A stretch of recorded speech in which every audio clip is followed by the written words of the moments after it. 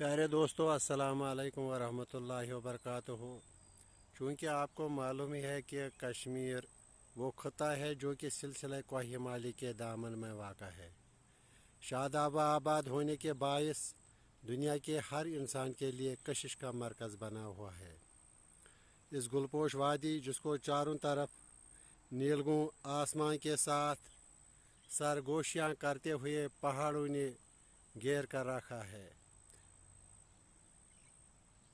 यहाँ के परिंदों के चहचहाते हुए नगमे, हवाओं की आहट, फूलों की मुस्कुराहट और